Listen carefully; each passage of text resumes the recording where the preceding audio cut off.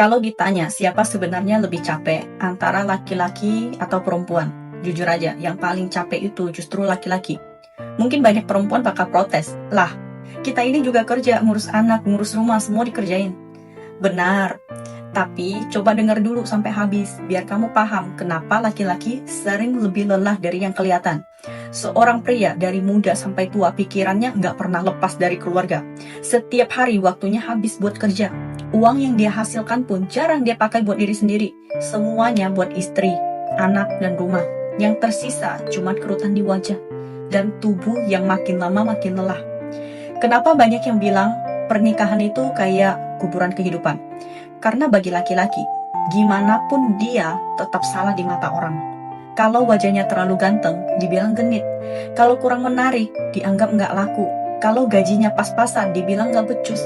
Kalau gajinya besar, malah dicurigai punya mainan lain di luar rumah. Akhirnya dia bingung, hidup ini harus dijalani seperti apa. Waktu muda, dia berjuang buat istri dan anak.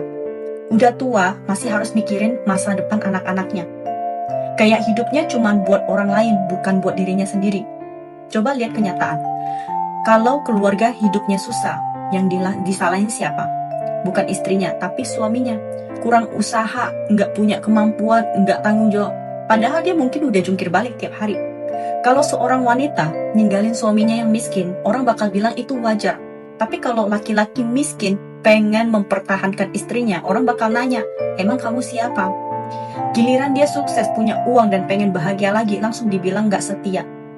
Kita sering teriak kesetaraan gender, tapi coba lihat kenyataannya.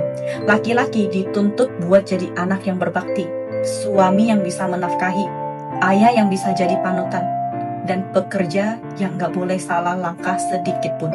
Karena sekali jatuh, yang ikut jatuh bukan cuma dia, tapi seluruh keluarganya. Beda sama perempuan. Kalau dia memutuskan untuk istirahat di rumah, nggak ada yang nyalain. Tapi kalau pria kehilangan pekerjaan, semua mata langsung menghakimi.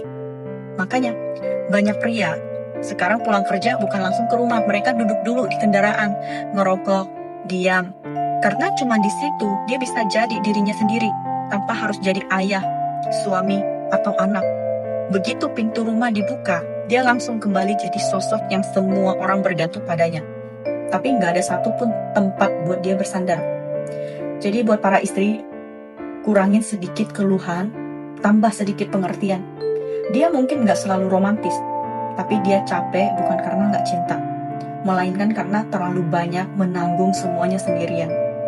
Berilah dia sedikit perhatian dan dukungan, jangan sampai orang yang diam-diam berjuang untuk kamu, akhirnya mati rasa dan berhenti peduli.